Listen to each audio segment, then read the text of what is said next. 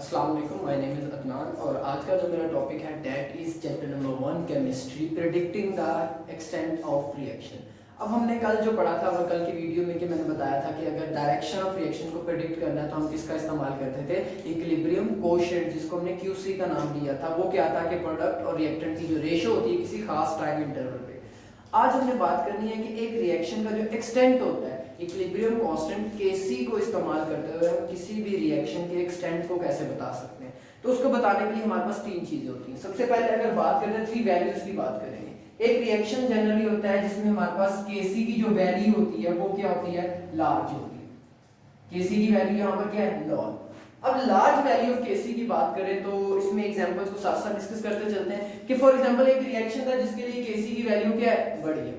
अब अगर ऐसा रिएक्शन जिसके लिए Kc की वैल्यू बड़ी है, फॉर एग्जांपल मेरे पास क्या था कि कार्बन मोनोऑक्साइड और ऑक्सीजन मिल रहे थे, मेरे पास क्या बन रहा था, 2CO2 बन रहा था।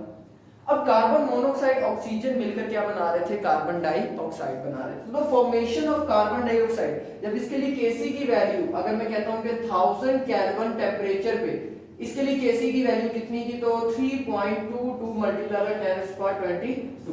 तो ये मैंने एक्सपोज्ड Kc की वैल्यू ली है कि Kc की वैल्यू क्या है, काफी ज्यादा बड़ी है। इस रिएक्शन के लिए जिसमें कार्बन मोनोऑक्साइड ऑक्सीजन के साथ मिलकर क्या बना रही है, कार्बन डाइऑक्साइड बना रही है। यहाँ पर जो Kc की वैल्यू थी वो क्या थी, लार्ज थी। कितना टेंपरेचर था, 1000 केल्विन टेंपरेचर पे 2 कार्बन मोनोऑक्साइड ऑक्सीजन के साथ मिलकर कार्बन डाइऑक्साइड बना रहे थे। अब यहाँ पर ये जो Kc की वैल्यू है ये क्या है, काफी ज्यादा बड़ी वैल्यू है Kc। तो लार्ज वैल्यू ऑफ Kc क्या बताती है, जरा देखिएगा। हमारे पास जो Kc का रिएक्शन था जिसमें क्या था, प्रोडक्ट्स डिवाइडेड बाय रिएक्टेंट्स।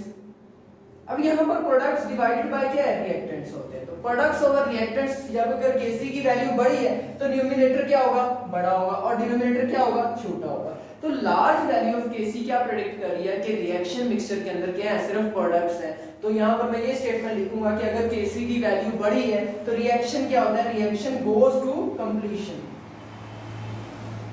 अगर Kc की वैल्यू बढ़ी है तो reaction goes to completion. Reaction क्या होगा, कंप्लीट होगा। कंप्लीट होने का मतलब क्या है कि यहाँ पर क्या है, प्रोडक्ट्स ज्यादा है, रिएक्टेंट्स कम है। प्रोडक्ट्स ज्यादा, रिएक्टेंट्स कम, Kc की वैल्यू बढ़ी तो रिएक्शन क्या होगा, कंप्लीट होने की तरफ जाएगा, रिएक्शन मुकम्मल होगा। इसी तरह अगर बात कर लेते हैं कि अगर Kc की वैल्यू मीडियम है, फॉर एग्जांपल मैं कहता हूं कि मेरे पास Kc की जो वैल्यू है वो क्या है, मीडियम है। मीडियम का मतलब ना ही ज्यादा बड़ी है और ना ही ज्यादा छोटी है। तो इसकी भी एग्जांपल डिस्कस कर लेते हैं। फॉर एग्जांपल मेरे पास N2O4 या N2O4 ब्रेक डाउन होकर क्या बनाता है, NO बनाता है, 2NO प्लस क्या बनता है, O2 बनता है। अब यहाँ पर नाइट्रोजन मोनोऑक्साइड की फॉर्मेशन हो रही है, प्लस क्या बन रहा है, ऑक्सीजन बन रही है। तो नाइट्रोजन मोनोऑक्साइड और ऑक्सीजन की जो फॉर्मेशन होती है, अगर इसकी Kc की वैल्यू देखी जाती है तो वो Kc की वैल्यू आती है 0.211।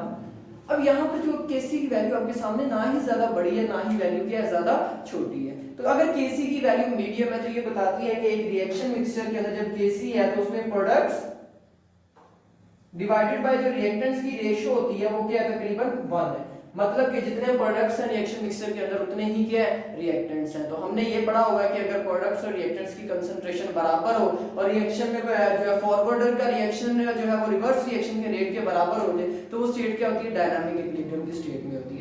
तो अगर Kc की वैल्यू मीडियम है तो ये हमें बताएगी कि प्रोडक्ट्स और रिएक्टेंट्स की जो शरह है वो क्या है, बराबर है। रेशियो जो है वो वहां पर क्या है, इक्वल है। अगर रेशियो इक्वल होगी, Kc की वैल्यू ज्यादा बड़ी नहीं होगी, तो जो हमारे पास वो रिएक्शन मिक्सचर है वो डायनामिक इक्विलिब्रियम की स्टेट में होगा।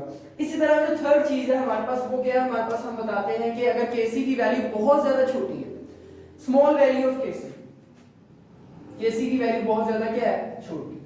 अब Kc की वैल्यू अगर स्मॉल है, फॉर एग्जांपल मैं एक रिएक्शन लिखता हूं जिसमें मेरे पास क्या होता है कि 2NH3 अमोनिया जो होता है वो ब्रेक डाउन होकर क्या बनाता है, N2 बनाता है प्लस 3H2 बनाता है। अब यहाँ पर Kc की वैल्यू क्या है, इसके Kc की वैल्यू देखते हैं। हमारे पास Kc इज इक्वल टू 3.11 multiply by 10 raise to power -9।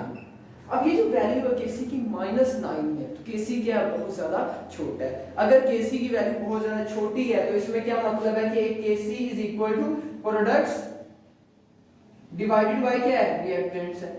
अब Kc की वैल्यू छोटी होने का मतलब प्रोडक्ट्स कम है, प्रोडक्ट्स की कंसंट्रेशन कम है, रिएक्टेंट की कंसंट्रेशन ज्यादा है। अगर प्रोडक्ट की कंसंट्रेशन कम है, रिएक्टेंट्स की कंसंट्रेशन बहुत ज्यादा है, तो यहाँ पर रिएक्शन का एक्सटेंट क्या होगा कि रिएक्शन कभी भी मुकम्मल नहीं होगा, reaction never goes to completion. अगर Kc की वैल्यू बहुत ज्यादा छोटी होगी तो रिएक्शन कंप्लीशन की तरफ नहीं जाएगा। अब मैंने तीनों वैल्यूज ऑफ Kc का बता दिया कि अगर Kc की वैल्यू लार्ज होगी तो रिएक्शन कंप्लीशन की तरफ जाएगा, अगर Kc की वैल्यू मीडियम होगी तो डायनामिक इक्विलिब्रियम की स्टेट होगी, और अगर Kc की वैल्यू स्मॉल होगी तो reaction never goes to completion, reaction कभी भी मुकम्मल नहीं होगा। यहाँ तक आज का टॉपिक था। अगर आपका कोई क्वेश्चन हो तो कमेंट सेक्शन में आप पूछ सकते हैं। अल्लाह।